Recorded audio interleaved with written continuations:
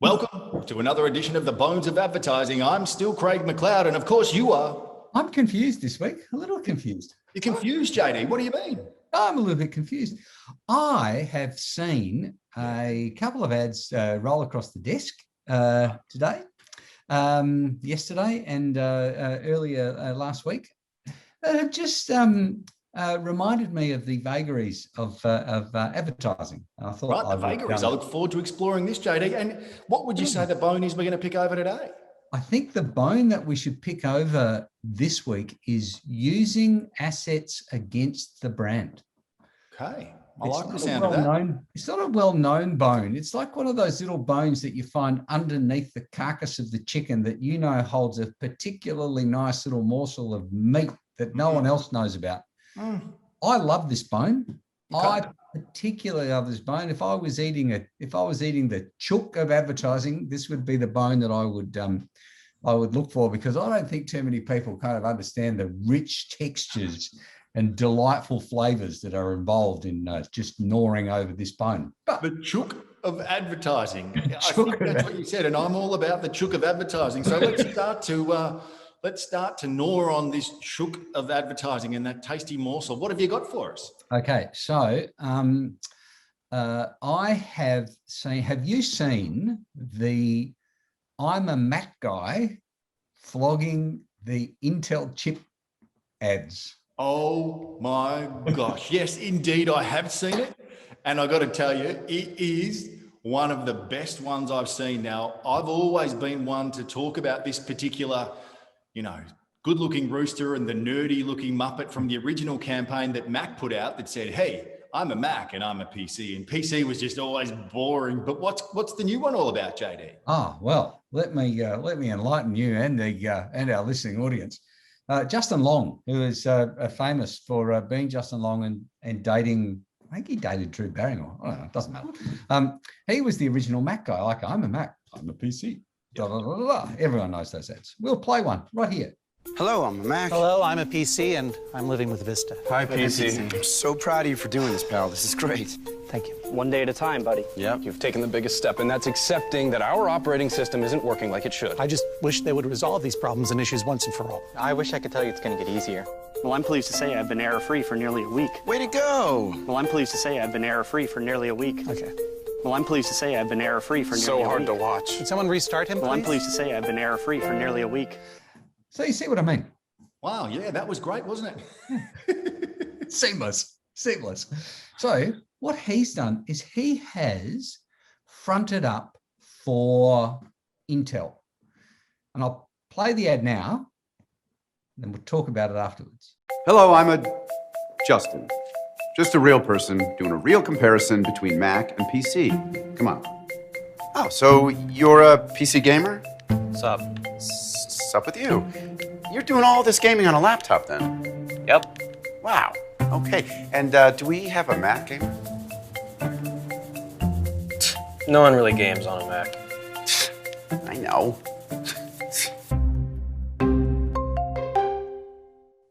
And right, we just saw the ad, yeah. Yes, we did. It was right there. Cleverly, what Intel have done, because Mac have now decided that they're going to make their own processing chip. Yep, the M1. They've called it the M1 in an homage maybe to BMW's M3 and M5 sports model cars. I don't know. They sound faster. Yeah. No idea. I don't know why they call it. Maybe it's because it's Mac, but it's not an i1 or an i chip or whatever. Anyway. Maybe it's because it's the heart, and Mac is the heart now of these new machines that have been brought out in late 2020, early 21. Yeah, so you're right. Yeah, and you can see the look of confusion on my face because I don't understand technology and I really don't care as long as the computer turns on when I turn it on. It does all the plays, and you can use the program you actually bought it to use, which ultimately you can't. And that's exactly what happened. I went out and bought, in my youthful enthusiasm, a brand new Mac, a 2021 version of an Apple Macintosh book, MacBook Pro. Yep. With the M1 chip, because they said it's faster, it's better resolution, it's super duper, it's got a bloody cape, it's got the kills bad guys. It does all the things on the outside. It's all the things a great chip is supposed to do. And I got it home and I loaded my bit of software on, which I always use because I'm a bit of a nerd sometimes when it comes to specific bits, only to find that it's incompatible with the new M1 chip because all the software was developed around the processing capability and design of Intel, which allowed people to allowed developers to actually develop stuff that they could use with their chip. And Mac have gone, no, we're just going to develop our own. And because we're a closed universe, we're not going to release the details of the M1 chip so that developers can't then adapt their software for this chip. And so I had to go back into the fucking Genius bar. I had to go back into the Genius store and say, this computer's too smart for me. Can you get this? Can I have another one? Can I have one that doesn't have your stupid chip? Yeah, could I have the old one, please? So that's just a personal tale of frustration, nothing, and I'm sure a lot of other people may be going through the same thing. A lot of people, it really won't matter because, all the design software probably all works on an M1 chip, I imagine. Anyway, the piece that really interests me about this ad is that Justin Long is not saying, I'm a PC. He hasn't gone and said, I'm playing for the opposition. What Intel have done is they've said, who's the most famous face of Macs? It's not Steve Jobs anymore. It's Justin Long. It's a guy from an ad that everyone immediately associates with Mac. Like you see that guy and you go, he's the Mac. He's that guy. And he's done this lovely piece of his all these lovely Intel things and the chips and the facial opening and all that stuff. And Mac is grey and grayer. Like it's just delightful. Lonely and one of the best parts of the ad when he's got some young guy on a laptop with his headphones on. Gaming one. He's gaming away. And first thing he says is hello, and this guy just goes, sup. But then following that, of course, which we will have seen, but following that, you find yourself in a position where he's asking the question, is that a PC? And this guy's said something along the lines of, no one games on a Mac. Yeah. That's all he needs to say. Yeah. All the cool kids are on PCs. For purpose. It's almost that ability to have completely flipped the landscape without, as you say, specifically coming out with Justin Long saying, I'm a PC. But the back end of the commercial, of course, is all relative to PC. Yeah. It's absolutely. Mac have decided that they're not going to use the Intel chip anymore. And there's probably Intel's just gone. Yeah, and Intel are gone. The gloves are off, are they? Okay. Yeah. Let's go. Let's get it on. Okay, JD, I like that one. That's a great example, and I'm looking forward to seeing what the listeners think of that particular one. I'm not sure how many you've seen. I know it's definitely running in the States. I don't know if I've seen it here in Australia yet, but be really keen to see what else you've got when you're talking about these assets connected to brands. I am going to I'm going to talk to one of your favorite ads and the subsequent follow-up by one of its nearest competitors, and talk about chicanery. I'd like to talk about chicanery and the use of brand assets against me. Here you go. For those of you who are listening to the podcast, please forgive me. I'm about to do a mime. Who am I? Oh, that's Phil Collins. I can feel it coming in the air tonight. And hold on. How good is that ad? Anyone who knows the song knows the ad. It's the Purple Gorilla, and here it is for those of you playing along at home.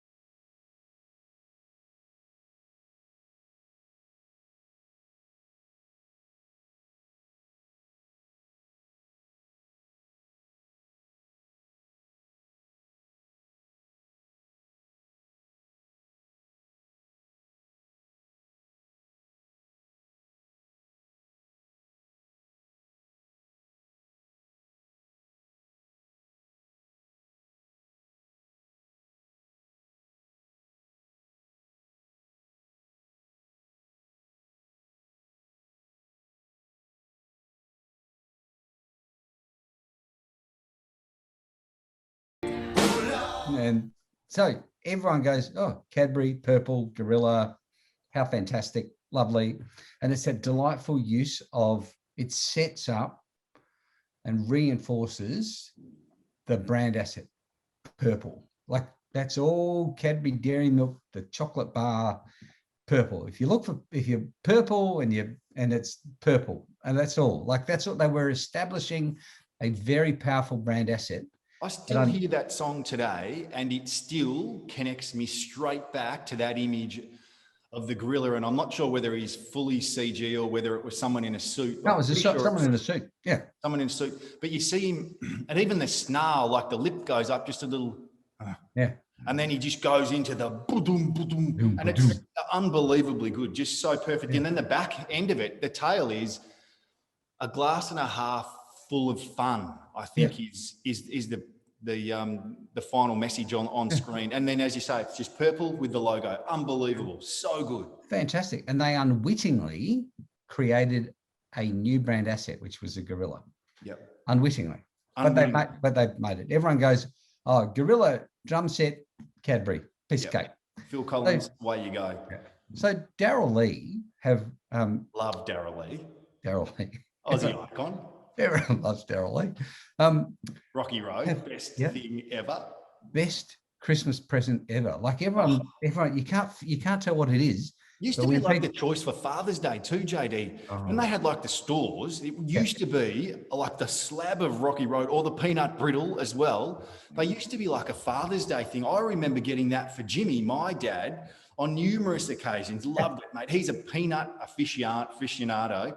He does go for the scorched peanut or the scorched almond, but he loved the Rocky Road and the peanut brittle from Daryl Lee. Beautiful. So Daryl Lee have realized that the palm oil one, people don't like palm oil in their food, like because it's destroying habitats and blah blah blah. So they've come out with an ad that says we don't use palm oil, and the best way of so you take something that is iconic to the thing that palm oil is destroying, which is jungles. You go orangutan. Yeah. Fantastic. And then they've gone and they put the orangutan behind the drums because they've gone off, vaguely chocolate, and he's doing the George Michael. Yeah.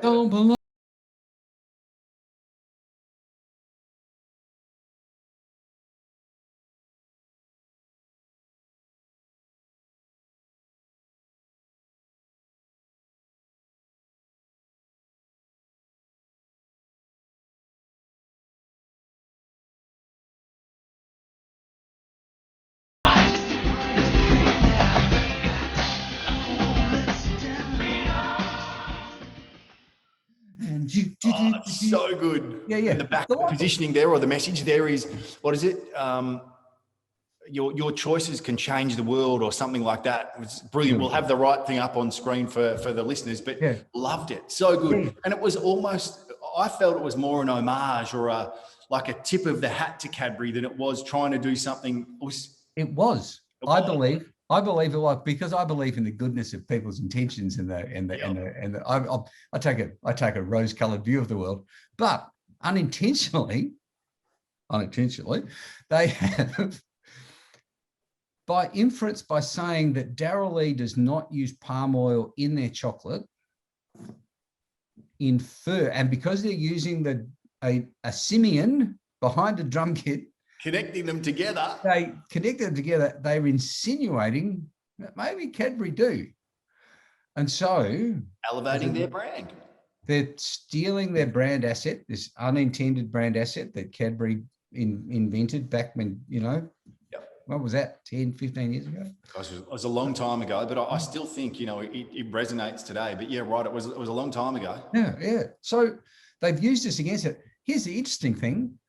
Cadbury haven't used palm oil in their dairy milk chocolate since at least 2015, at least, like probably longer. Right. But the insinuation is, because Daryl Lee have come out and gone, we don't use palm oil. The insinuation is, well, they must be saying that because other people must be using it. And which other people are we thinking about when we're thinking about simians behind drum kits?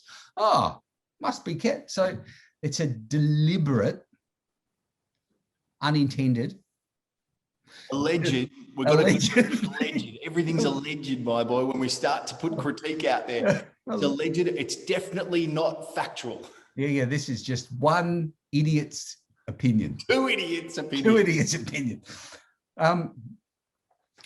So there is a real sense that if you're going out buying chocolate and you've got to make a choice between Cadbury and Darrell Lea, where they would be in the same store, I've really no idea. But you care about the environment. Yeah, go and get yourself some Darrell Lea. And the Melbourne Zoo, I think, like 2019, 2020, banned the sale of Cadbury products, even though Cadbury said back in 2015, we don't use palm oil in our chocolate. We use it a little bit in our flavoring where it's unavoidable, and we only buy it from UN sustainability goal accredited suppliers, blah, blah, blah, blah, blah. The Melbourne Zoo said, nah, no Cadbury for our gorillas. Thanks very much. Yeah. So did they start to stock Darrell Lea? I'm going to say yes, but I really don't know. I haven't been to the zoo in a long time. For my shame, I have not been to the zoo and bought any kind of chocolate in an age. I've been to the zoo a couple of times, but I've never explored the delights of the chocolate and confectionery zone in the zoo. I don't know if there's a zone, is there? It's more of a gift shop that might have a couple of sort of, tubes of Rolo or something there that you could potentially purchase. Rolo. Remember the Rolo? The Rolo. Yeah. That was just, see, every time we start talking about confectionery, I go out afterwards and put on about 10 kilos. So you're as lean and mean as you were when you were smoking for Australia. That's right. And I was overweight, fat then, and I'm overweight, fat now. Anyway. Well, you know what, JD? That has been a fantastic and insightful edition of the Bones of Advertising. Don't go changing. I will not go changing. Don't you go changing. And I will see you next week for another episode. That'd be lovely. Look forward to it.